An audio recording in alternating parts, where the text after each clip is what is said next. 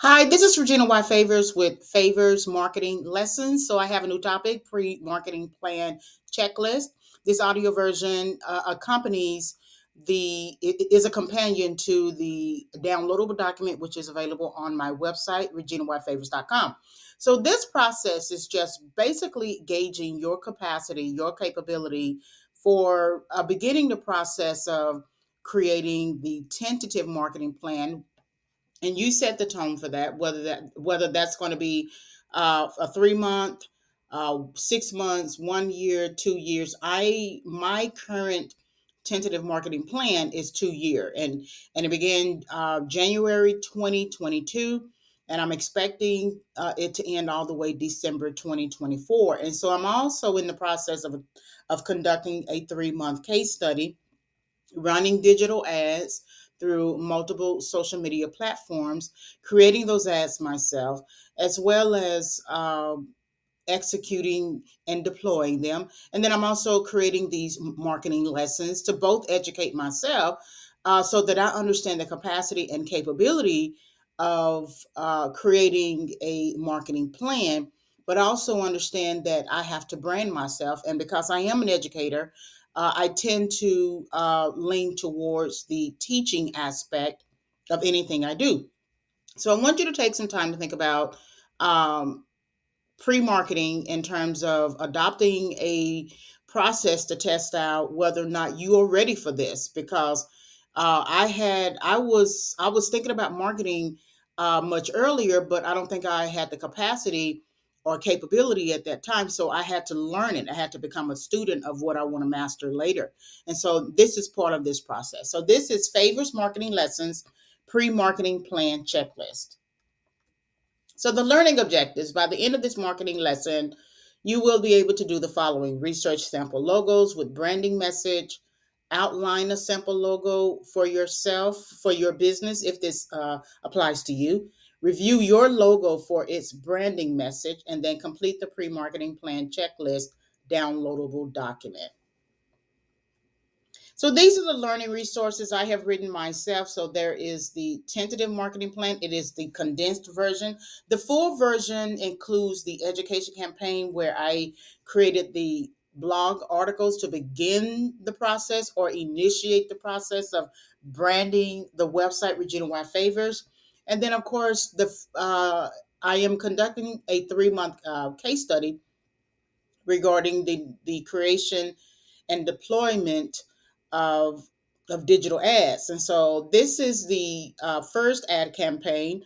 I'm getting ready to study the second ad campaign, and I'm getting ready to deploy the third ad campaign. Now, I don't know if I will put them. I don't know if I will house the rest of the campaigns in a book, but if I did, it would be just the regular 3 month digital marketing plan campaign, where I add all the campaigns into one book. So these are your learning resources. You can access them on Amazon.com. So that's Amazon.com / author / Regina Y Favors. So, overview: of course, we are always looking at the concept introduction, concept exploration, concept application. And the main concept is essentially marketing, adopting a digital marketing plan, digital marketing strategy, etc. So, what is the pre marketing plan checklist? It is a guided document that helps you to consider the important questions related to adopting a digital marketing plan for your product and or small business. You are not expected to answer all the questions, but you are expected to understand what all goes into the pre-planning phases of creating a tentative marketing plan, and then subsequently a finalized marketing plan. So again, this looks at more or less your personality, in terms of whether or not you will conscientiously begin this process. And that's probably something that I'll think about, in terms of, because I always like to look at the big five personality traits. I like to add some psychology to everything I do. So I'll likely do something like that later.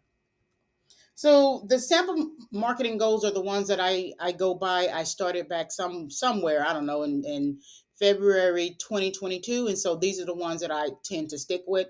Of course, build brand awareness, because remember, just because you have a product that everybody else has a product doesn't mean that you are competitive. Everyone else is competitive, but that doesn't mean that you are, because for the market and for who you are considered a niche product, even if you have a self-help business. No one knows your name, however.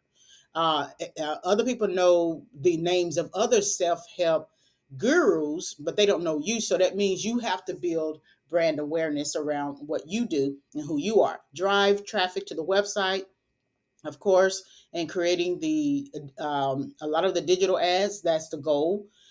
Create targeted online consumer base, which means that a lot of people can consume your product online, but that doesn't necessarily mean that they uh, buy into your product.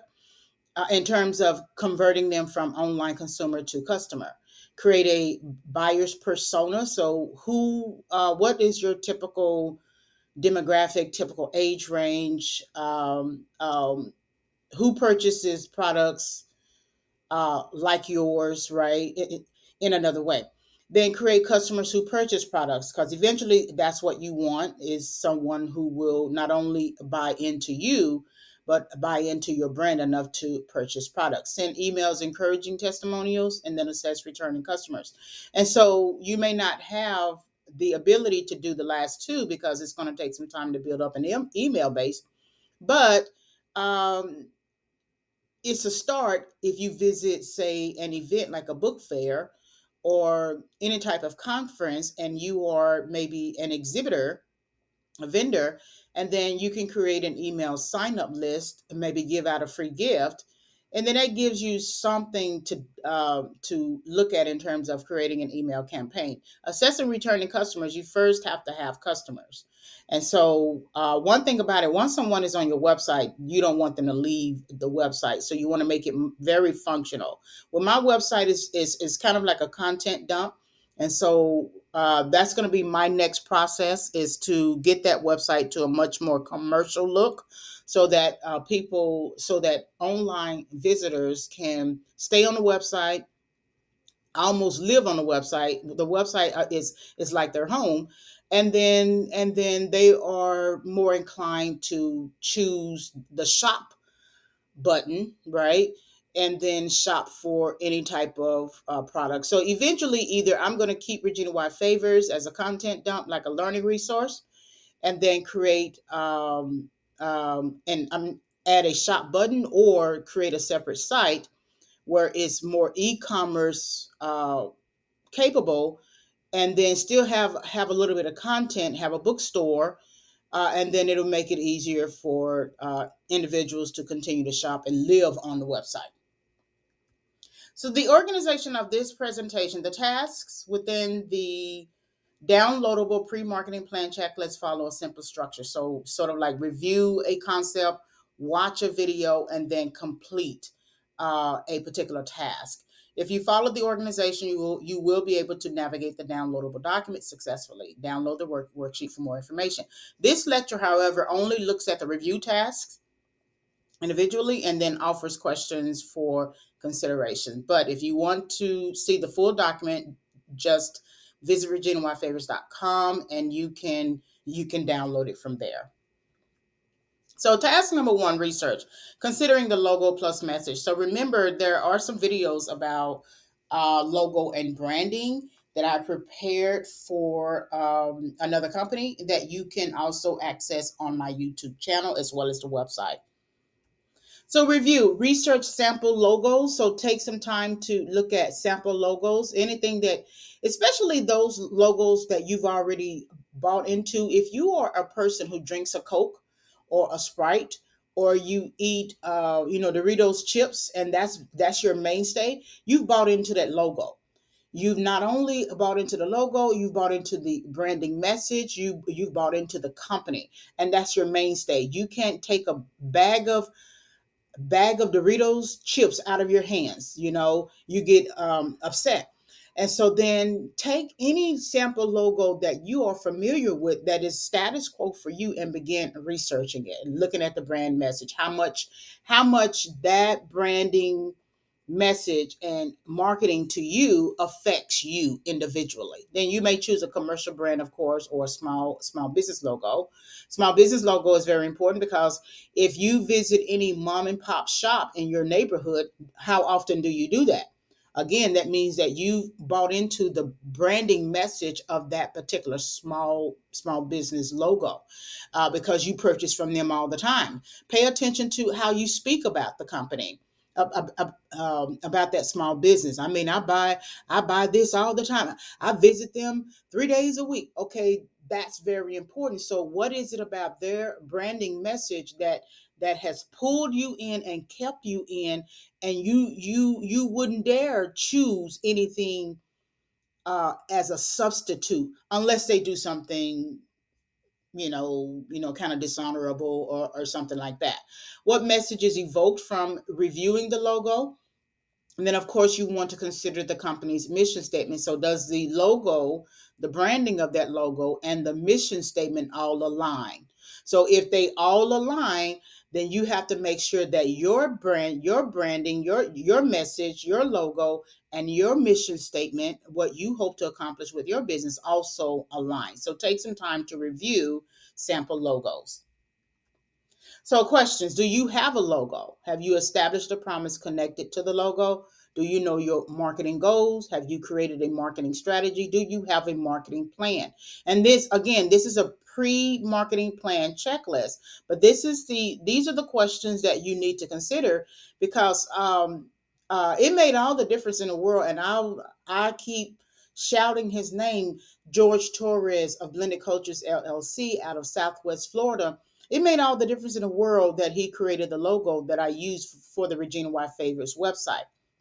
Because when I was planning my business and I was planning all of the books and things like that, I felt like I was everywhere and nowhere at the same time.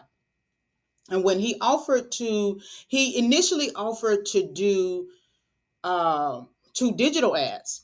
But it became feasible more for him to create the logo, because I guess he saw where the gap was, and the gap was actually the logo. I didn't have a logo, and I'm not quite sure if I knew that I needed a logo, and so that made all the difference in the world. It was almost like a beacon of light or something like that. And so once that happened, and I place it on my website, and I place it on just about everything that actually makes sense to place it on, it just seems like everything turned around. It just increased my heart to want to learn about all of this marketing stuff, and especially the digital marketing aspect and branding, and that's why I created the two audio lessons for his business, so that it was my way of teaching me. He knows his business, so he didn't necessarily need me to create audio lessons for it, but I looked at, in the same way that he saw a gap for me, I saw a gap in him having resources available for anyone who visits his website. And so that's why I feel like asking that question, do you have a logo, as your first question is something that you also need to consider. And then what sort of message do you want to attach to the logo? What are your marketing goals? So if you're coming in as an emerging small business, understand that's your category. That is the category that you fit in. It doesn't matter that you have this great ego, and you believe you can sell all your products. You have to build brand awareness. That's the very first thing that you have to do. And so that's going to take not only strategies, marketing strategies for online, but also going out into the community, into the public space. Like I plan to attend the Miami Book Fair. That's that usually happens November, a week in November. That's my goal. And then from there, I'm going to attend other book fairs and conferences and things like that. And so, and then from there, I'll probably try to create a workshop, some sort of writing workshop, right? And so I have a lot of the books already for that. But my main goal, no matter how many books I write, no matter how many digital ads I do, my two main goals I mean, actually, I'm going to say three is are to build brand awareness, drive traffic to the website, create an online consumer base. Those are the three. I can't convert anybody to a customer until I do those three things and do those three things very successfully. So think about your marketing strategy. Your marketing strategy today in 2023 is going to be a digital marketing strategy. So that means you need to research, take some time to do conduct a Google search, uh, digital marketing strategies, right? As a keyword search and begin consuming that information. Then, of course, do you have a marketing plan? If this is a pre marketing plan checklist, you still may have something, but it may need to be fleshed out a little bit more. So, these are your questions. Okay. All right. Designing the marketing strategy. So, you need to know your market. Okay. So, review, research your market. Your market is based upon your individual expertise. What are you expert in? I am my gift is teaching, my talent is writing. And those are the two things that I focus on and I tend to develop. I believe my dominant thing is teaching, so I study it more than I do anything else. And sometimes it might be to the detriment of not fully developing and writing in certain areas. I'm excellent at self-help, but I'm not necessarily a creative writer, a person who writes novels. Even though I have scripts and novels, I feel like I still need more development there. So then when I'm researching my market, I have to figure out which one do I need to pay attention to the most, the writing aspect of it or the teaching aspect of it, because I'm writing the books and I'm marketing the books, that's writing, but I'm also tasked with the obligation, with the expectation to teach it. And so then that's where I tend to focus my efforts, especially with what I do in terms of being an English professor, and then creating self-help books in as a commercial option, and then now the audio video lessons that I'm in the process of doing. So my market is always going to be on some level, some form of education. And it's going to be adult education, some higher education, because I do write, I do take some of my lectures and, and house them in a book. And so it's always going to be adult. I'm not a kids market. I'm not a young teens market. If I am, there is a book that I have titled Favors Mentoring School, and it's sort of designed to help those individuals who are at the junior senior year of high school, and I do teach dual credit. So if anything, it will be that, but it would never be like 6 year olds, elementary students, middle school students, anything like that. So my market is always going to be education, higher education, adult continuing education. Those are my markets. And then I tailor whatever content I create based upon those individual markets. Choose any brand similarly to the market you desire to serve. So whatever market that you're interested in, it can be the healthcare, it can be um, restaurant, it can be, and these are also industries as well that you have to think about. Just look at your product that you're interested in, right? The beauty industry, the beauty market, the retail market, right? Because the market is you marketing the product, and then the industry is the industry that controls the marketing of that product in terms of regulations. And so that's why you may have to take some time to become specialized in an area. That means consider the specializations of the market.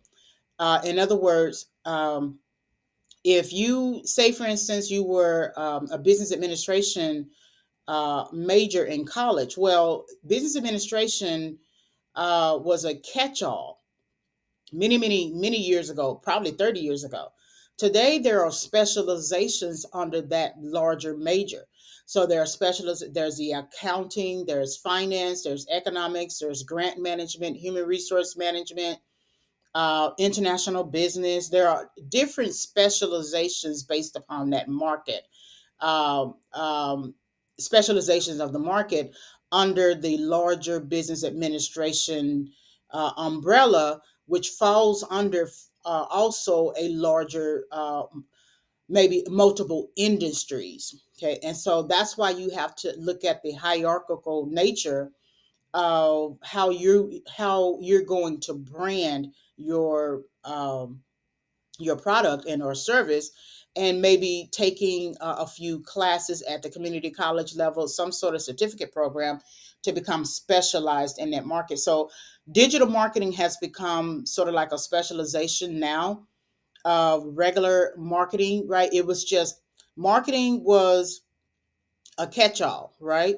And so now with the advent of the social media platforms, it became about social media marketing, and then it created all this industry terms and things like that. And now that everything is, you can advertise through multiple social media platforms in the form of creating and deploying your digital ads. That's a specialization, so everyone is becoming sort of certified in digital marketing. So that is another specialization. That's one that I'm going to have to consider as well.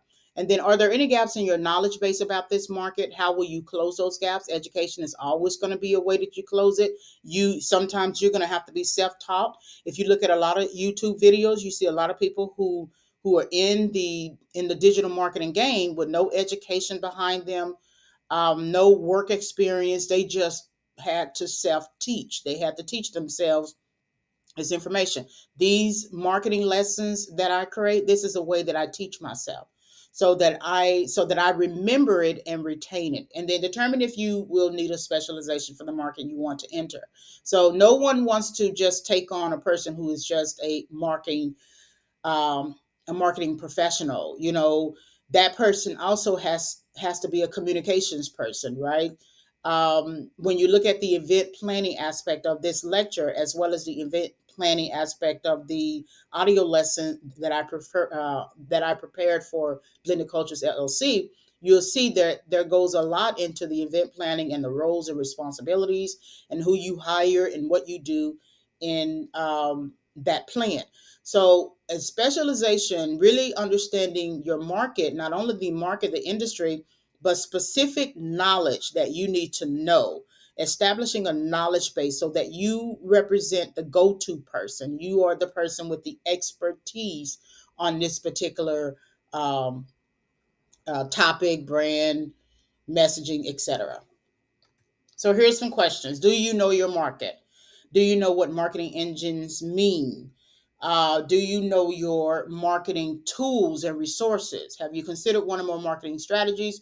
Do you have a marketing budget? So the marketing engines is kind of tricky because when you type that in as a Google search, it immediately goes to search engine marketing, which is essentially using paid ads. It's a kind of digital marketing strategy used to increase the visibility of your website in search results. So you have some people who pay X amount of money to run ads on, say, Google, so that the search results come up.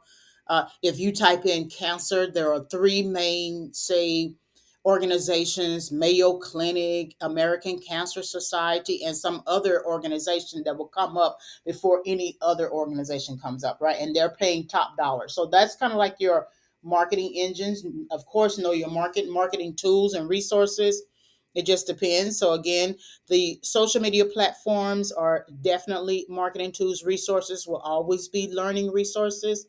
And then your marketing strategies. If you're going to run Facebook ads, that's going to be a much more cost effective, as well as if you boost those Facebook ads to Instagram, it's going to be more cost effective. You'll get sometimes a notice from Facebook saying to pause your Instagram ads because it seems like you are reaching more audience with your Facebook. But that's a marketing strategy that you can adopt. You can also run Pinterest ads, okay?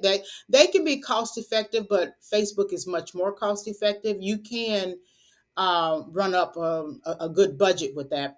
But LinkedIn is going to be your higher budget that you're going to have. And so if you're going to run any sort of LinkedIn ad, that's going to cost you some money. You can easily set $100 budget and run through that in a day. And I've done that. And I think the longest that I might have done for one of my ads, well, it was kind of like a carousel of ads. and only two really reached or received engagement. Those two ads were the ones that went through about 2 or 3 days, and then after that, I ran through my budget. And so, when you're looking for, you find more people on Facebook. You have access to more people on Facebook. And so, I think for my campaign number three, I'm going to focus solely on Facebook and just see what comes of that. And then, of course, your marketing budget. You can easily run from 100 to 200, 300. If you're doing LinkedIn, you can easily go up to 2,000. So, depending upon what you're trying to accomplish, mine is a 3 month case study where I'm looking at um, um, the creation and deployment of ads just to see what's going on, what the reach looks like, what the click rates look like, outbound clicks, things like that. Because I will add a link and just kind of see what the engagement is. So, do you have a marketing budget? Task number three: tentative marketing plan outline. So research sample marketing plans by conducting a keyword research. That's what I essentially did, and I'm very good at research. I learned that in college. That I'll take some sort of concept or term, keyword, and just really go to town and researching it. And that's how I was able to create my website tentative marketing plan, and then the digital marketing plan. I just used a keyword search, looked at the different articles written on the topic, and then began to create the subheadings. That's what happened.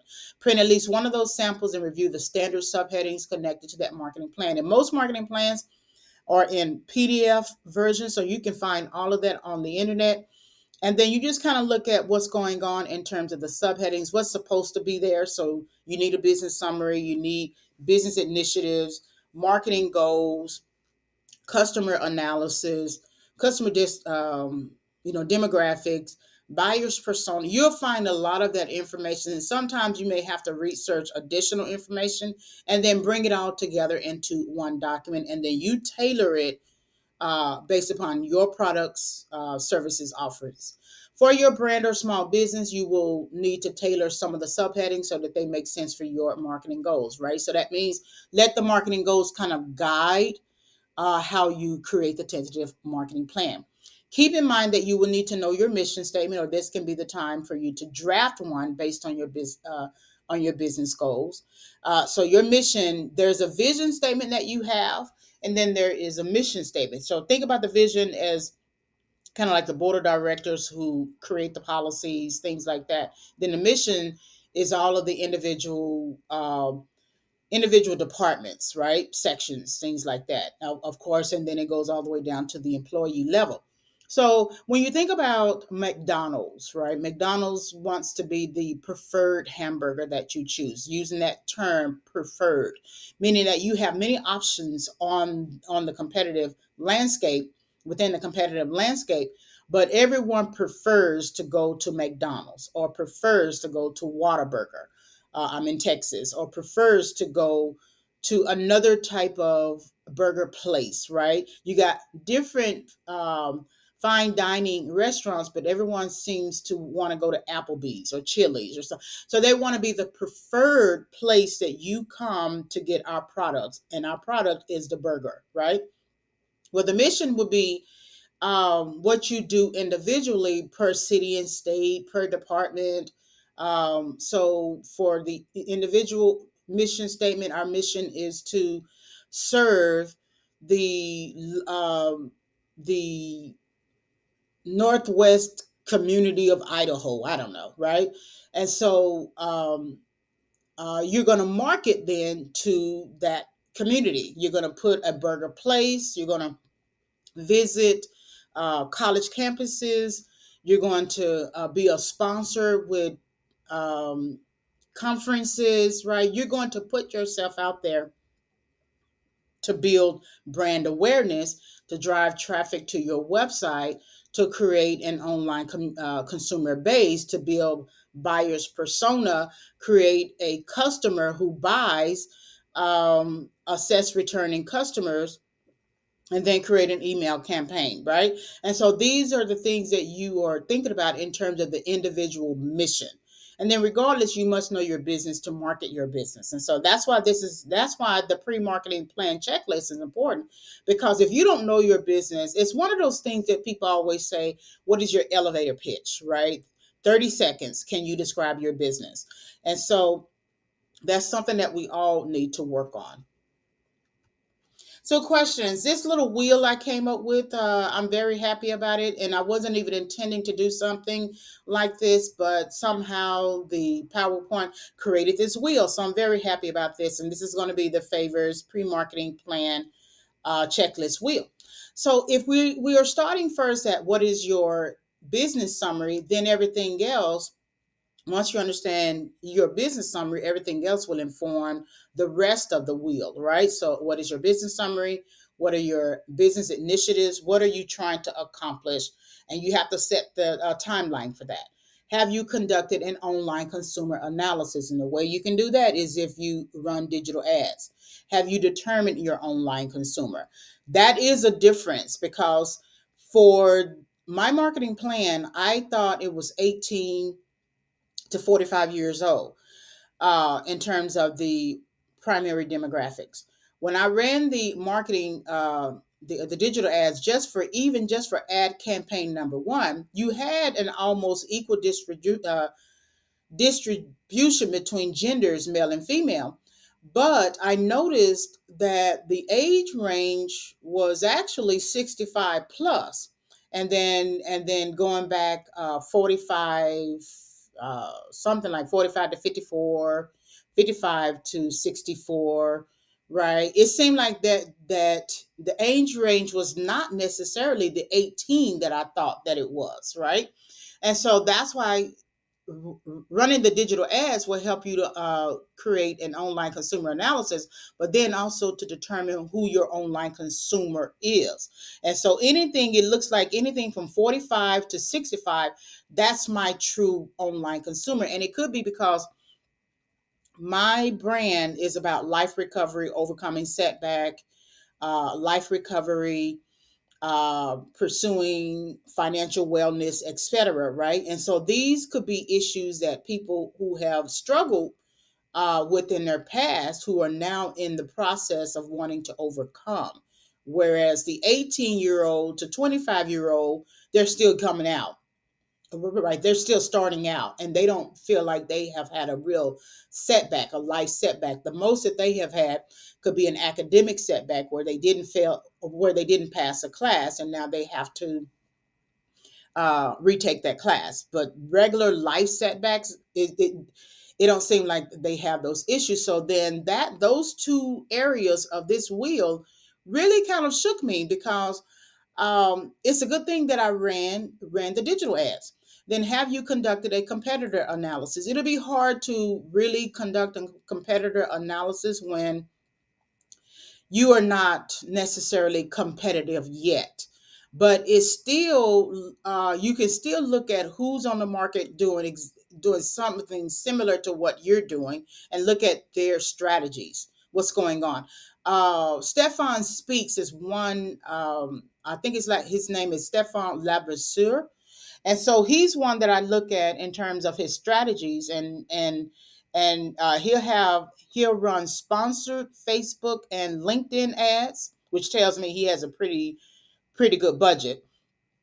And then he'll create posts of the videos that he has on YouTube, and then he'll do little snippets of some sort of inspiration that he's doing, right? It'll be something to inspire you. It'll be some little 2 sentence thing. And then of course he has an email campaign, and I'm one of his subscribers, so I get access to the email. And then the email links to a website, and the website gives you another form of inspiration, but in the form of an article, spread out, right? It's not too heavy on the eye. And then at the end, he'll position his book as a solution. Okay, that's a competitor analysis. That's something to think about when you're looking at people who are doing something similar to what you're doing. So, for instance, he's addressing the relationships, toxic relationships. He's not necessarily addressing everything from a life recovery standpoint. So that will be where I deviate, and then I can push my brand message, right? I still address the romance aspect in terms of overcoming toxic relationships and pursuing life recovery from them. But my branding goal is to push life recovery and make it not necessarily a catch all, but to address areas of your life so that you can walk in wellness and wholeness. So that could be my differing or differentiating competitive position. Then, how have you conducted a SWOT analysis? SWOT is something that I learned years ago, and of course, it's a business term. So, strengths, weaknesses, opportunities, and threats, and that is something that I will forever push. I push it in my English class.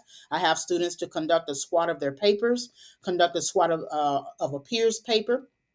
I use SWOT in the marketing plan. I use SWOT everywhere I can use SWOT. And so conducting a SWOT analysis really is conducting a SWOT of who you are as an individual. What are your strengths? What are your weaknesses? What are your opportunities? What are your threats, right? And then you add a key word. So if you are looking at romance, what are your romantic strengths? What are your romantic weaknesses? What are your romantic opportunities? What are your romantic threats? Then, of course, if you are looking at business planning, marketing planning, you just substitute a keyword. In this case, marketing planning. So what are your marketing planning strengths? What are your marketing planning weaknesses? What are your marketing planning opportunities? And what are your marketing planning threats? Weaknesses is what you don't do well. Opportunities is what is you begin to attack the weaknesses. Threats are always you. You are always your own threat. And then, of course, strengths, continue to work on your strengths.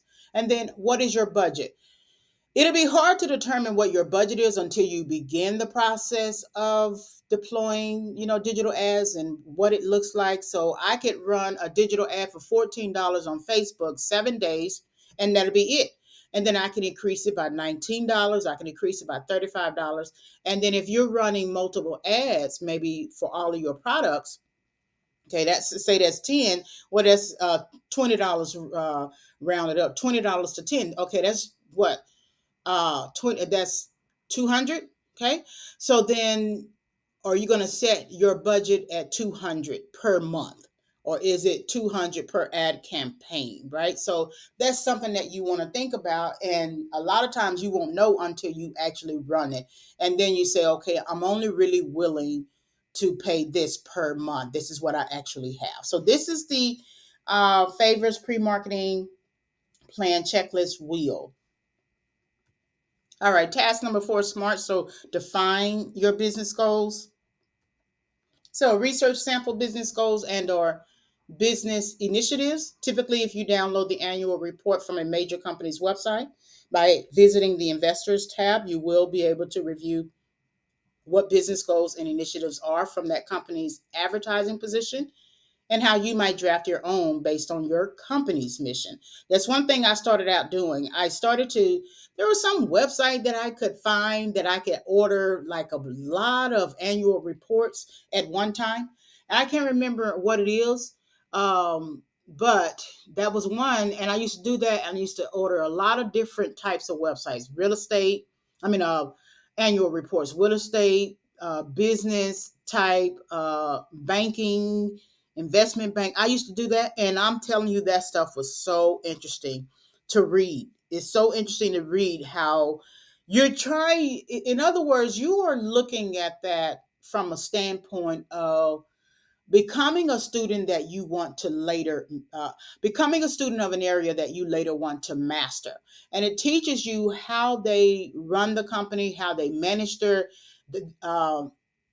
finances, the income statement, the cash flow statement, the balance sheet. The balance sheet tells you the health of the company, profit and loss statements. It puts you in the mindset. I also took years ago, somewhere 95, I took an accounting class. Now, I didn't get an A in that class. I got a hard earned, wonderful C. But I worked so hard for that C, it felt like an A. And it's not because, I was slow about the process or anything like that. It's just that it was just a very hard class. But it was one that informed me about how money flows, how money is run, how money is managed, etc. So take some time to look at that, because they always go over their business goals, their mission statement, their vision statement in those types of annual reports. Make a habit of reviewing the annual reports of companies that interest you and that fall within your industry's limits, right? Because you are teaching yourself not only about a company that might become a future competitor, but also about their marketing efforts, their business efforts, right? You're also learning about the industry because they are much more established. And so then they're going to include a lot of that information within um, their particular annual report that you can consume for free. Review also their mission statements, because certain statements provide insight for how they utilize business goals to push the company forward. And these are going to be individual mission statements. And then just remember that a clear business goal informs a marketing goal. So in other words, that's why the wheel begins with a business summary. What is your business summary? What are you in business for? What are you doing? Right? And then once you understand your business, you can then determine how you're going to market the business. So, questions. What is your business goal? What is your marketing goal? What is your specific? What specifically do you want to accomplish within your marketing plan? My specific are based upon the first three marketing goals: build brand awareness, drive traffic to the website, creating an online consumer base. But so then I'm going to use those three goals to figure out what the measurable is. So is that within a 3 month case study? And what does that look like at the end? Okay, I have a pretty good reach for this product, but I don't have a good reach for this. I have a lot of people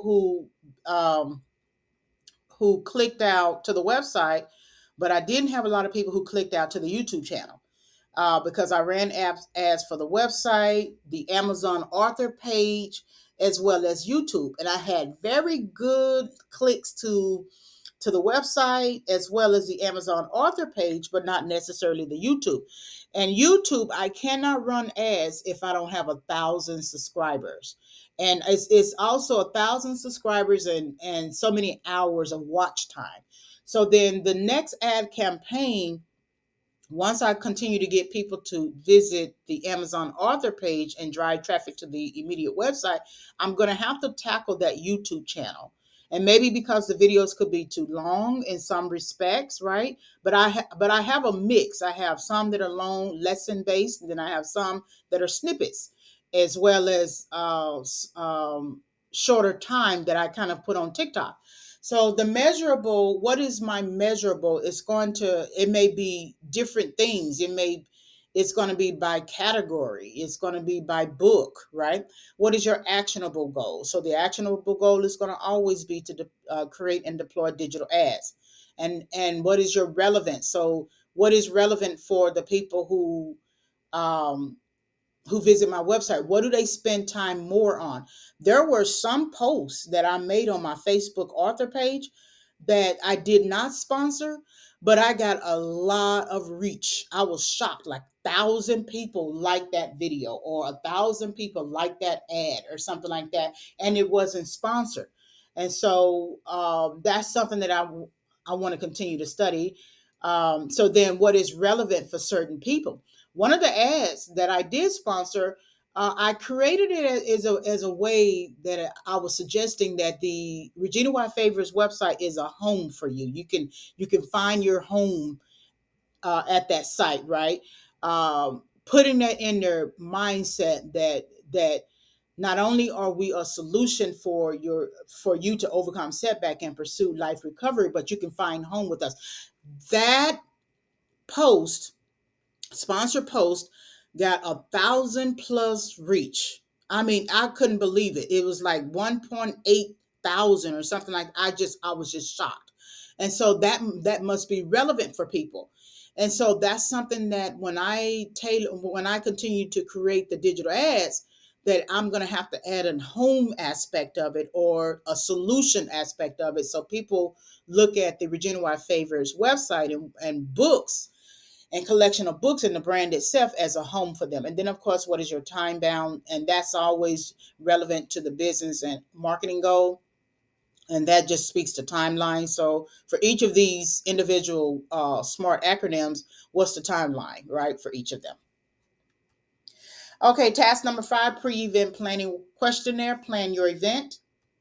So, research one book and or conference event that you desire to attend for exhibitor purposes. Decide whether attendance is financially feasible. In addition, research sample event plans to get an understanding of the importance of planning the event. Conduct a Google search, sample event plan, and then review any contracts the book fair or event offers so that you know for certain what you desire to do, which is could be build brand awareness, drive traffic to your website, and market, which is what could be book, website, or other product, is a thematic fit for the event. So I've said this in a previous audio that I wanted to go to the Austin Book Fair. Well, the Austin Book Fair really looks at literary works, not necessarily self-help works. And so my works are not a thematic fit. Now I have short stories and 2 novels that I'm working on that need a lot of work to them. So if I ever decided to market those, really finish them up and market those, then those will be the 2 books that will be a thematic fit for the Austin Book Fair. Austin, Texas. Miami Book Fair, there's a larger collection, more categories. So what I want to do would be a good thematic fit because there's a writer's role and then there is an exhibitor's area, right? And so the writer's role is those individuals who are self-published, 1 to 3 titles. I have more than that, but at least 1 to 3 titles, and that will be a good fit for me. Now it's going to cost me because I would have to travel to Miami and pay for a hotel, things like that. So that's why you have to look at whether or not attendance is financially feasible, because you have to gauge the cost. You have to count up the cost not only to stay in the hotel or motel, if you can find a motel companion, attend the event, pay for your attendance. You also have to ship any of your products there for the Miami book fairs, and I'm quite sure of uh, any other type of book fairs. You have to ship products, or you have to prove that you actually have a published product, and you usually have to ship it to them. So that's going to be cost. So that means when I wanted to attend November 2022, even though I had the money, I kind of had the time, I didn't really have as much time as I thought I did. So you can have the money, but not have the time to do it, right? So that's why you have to determine whether or not it is not only financially feasible, if you are a thematic fit, what you plan to do, what kind of marketing goals you are setting for that. So when I attend November 2023, my main marketing goals still are build brand awareness, drive traffic to a website, create online consumer base, and then I'm adding to that, um, create an email campaign. So I'm going to bring free product that I can give away and that I can then give a gift for an email. So if you sign up, do an email sign up, I give you a free gift. It can be a book, it can be a t-shirt, it can be a number of things, right? And then that'll give me an email list. Even if I only get 25 to 50 people, that gives me something to work with. And it also gives me a way to begin activating the other marketing goals. And then, of course, you want to review any contracts, because one of the main contracts for your exhibitor booth, if it's a 1 person booth, you can only have 1 person. If it's a 2 person booth, you can only have 2 person. If it's an exhibitor booth, which will be a larger company, you can have, I guess, more than whoever. But you have separate tables, you have chairs, they supply all of that. So that's why you want to read all of that information as well. So, what is your objective for attending Um, a book fair and or event? Why do you desire to sell products and or market at a book fair and or event? What is your business goal for attending a book fair and or event? What is your marketing goal for attending a book fair and or event? Do you expect sales goals for the book fair and or event? And is your goal to increase brand awareness of your product and or service at a book fair and or event? They seem to be kind of redundant, but it's important to look at all of the different categories. That's very important, because what is your objective? Do you desire to sell, and do you expect sales, or two different types of questions? Because you can desire to sell but not make any sales at all. So that means if you are creating a marketing goal that creates a sales goal, then that means you're going to have sales equipment. You're gonna and if people like your product, they don't want to stand in line too long. And so, one person who gets out of line, that's a sales loss. And so, if all I'm doing is giving away free product for an email, I'm not necessarily, my goal is not a sales goal for attending the book fair or event. However, I can create little flyers and bookmarks with the Amazon author page, as any sort of, and also takeaways that hopefully they'll take that information, visit the Amazon author page, and purchase a book. Okay, because the reason why I don't want to sell books at the book fair and or event is because I don't have the capacity yet. I can have the capability, I can sell, but I don't have the capacity because it's just me right now. So, and plus, I'm in a 2-year marketing plan goal, tentative marketing plan goal. I'm mainly marketing and driving customers, online consumers, to the Amazon author page, because Amazon will fill the order, process it, because I go through their self publishing arm, fill the order and ship it out. And then I don't have to worry about sales tax or anything like that. They are purchasing the books, and Amazon collects on the sales tax, which means I don't bear the responsibility of sales tax because I'm not selling at the book fair or event, right? So, understanding your desires, what you expect to do, what your business goal is, marketing goal is, they have to both align. And then, of course, every company is still, on some level, even your main huge brand box companies are always building brand awareness. That is a goal that they will always sustain, right? Driving traffic to the website, creating an online consumer base. They will always sustain that, but that should always be your goal as well. So, questions, roles, and responsibility when at the event. So, do you have an event team? Do you have a budget for your event team? Do you have a project manager? Do you have a scheduler? Do you have a creative designer? Do you have a marketing and communications person? Do you need software to keep track of the schedules, actions, and coordination of employee roles? If you are a one person team, you are doing all of these roles. You are performing all of these roles and responsibilities, right? So that means you have to know what each individual person does in terms of a job category, so that you meet the expectation. Now, once you get to the event, book fair or an event, you can always tap into the resources of a staffing agency, and that person can send someone along, right? But that's going to be cost. That's going to be budget. Of course, if you have nephews, nieces, you may want to bring them along to help you, right? If it's local, it's fine. But if you are going out of town, that's going to be cost. So sometimes you may have to be the one person team until you can get sales, and then you can hire somebody. And then, of course, you can always independently contract someone to do certain aspects of this.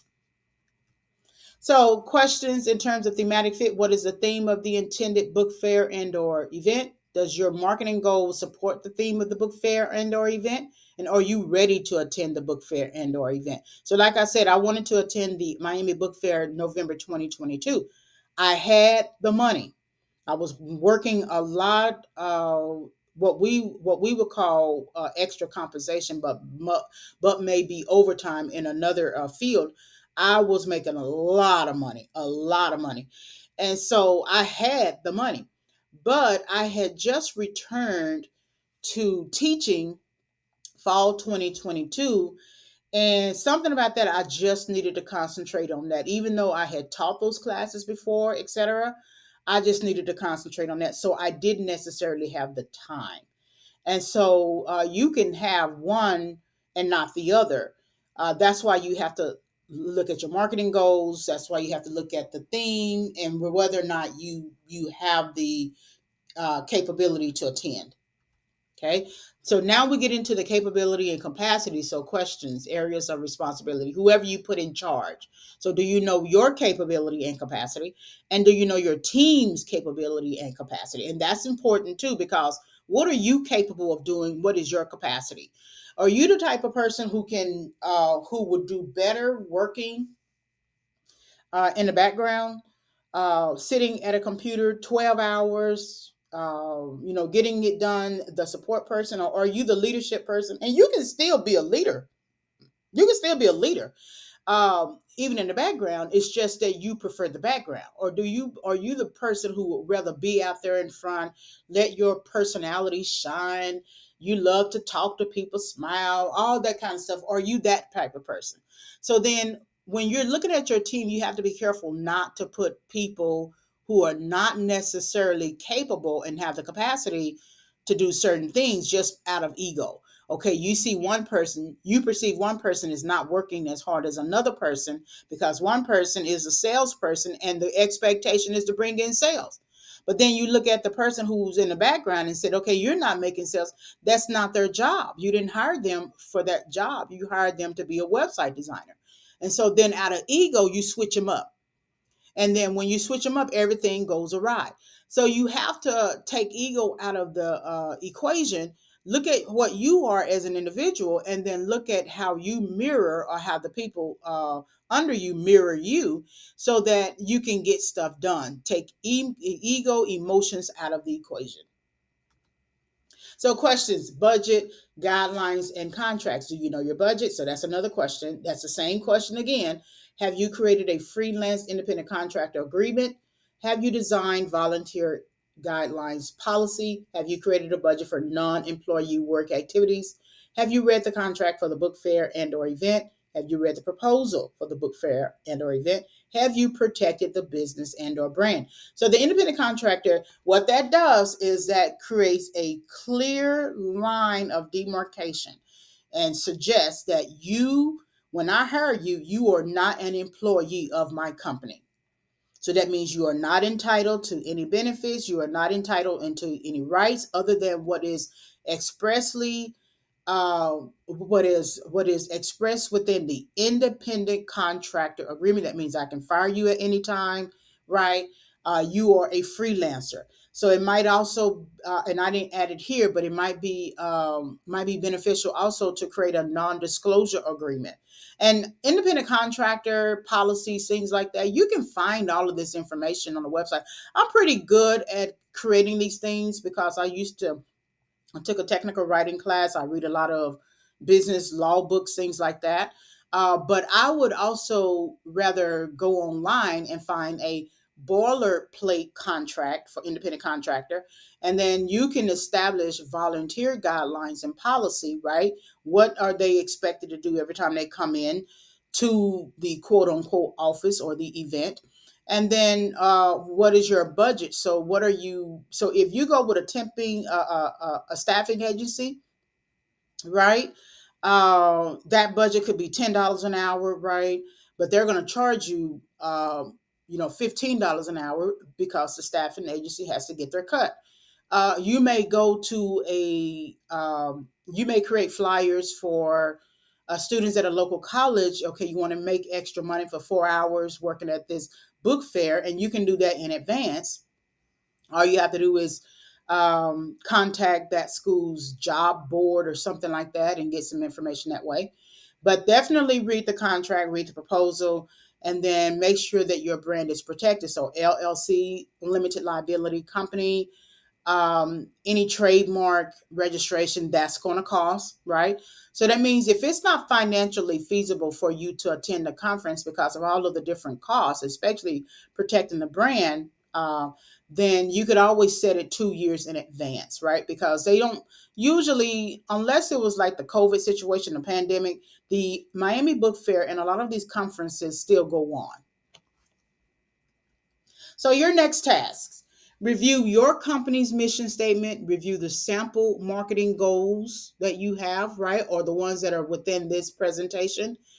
Begin to apply one of the marketing goals to your current marketing efforts. Research sample marketing plans, write an outline of your thoughts and marketing plans. So, again, the goal is, if your goal is to market your product, you should live in a marketing mindset. So, that means you should consume and learn everything you can about marketing. All right, so your next task, there are some video lessons, right, that I mentioned throughout. So review the following videos for further insight. And that's your favors, marketing lessons, marketing goals worksheet, right? That is a video. That's also a downloadable document on my website, favors, marketing lesson, logo plus branding. So that's introductory principles of marketing for small business owners. And then favors, marketing lessons, event planning, the blended cultures vendor, introductory principles of event planning for emerging small business owners. And the last two are the two that I created for George Torres, CEO of Blended Cultures LLC out of Southwest Florida. Then, of course, my marketing lessons will always fall under my particular brand. So, about Favors Marketing Lessons. Favors Marketing Lessons is a product of Favors Business Solutions. FMS provides educational and learning materials for small business owners who need the process of marketing planning for their company and products. FMS is an educational solutions provider under Favors Business Solutions. The mission of FMS is to provide marketing educational material. So you can visit my website, reginayfavors.com, as well as the Amazon author page, amazon.com/author/Regina Y Favors. Thank you very much for listening.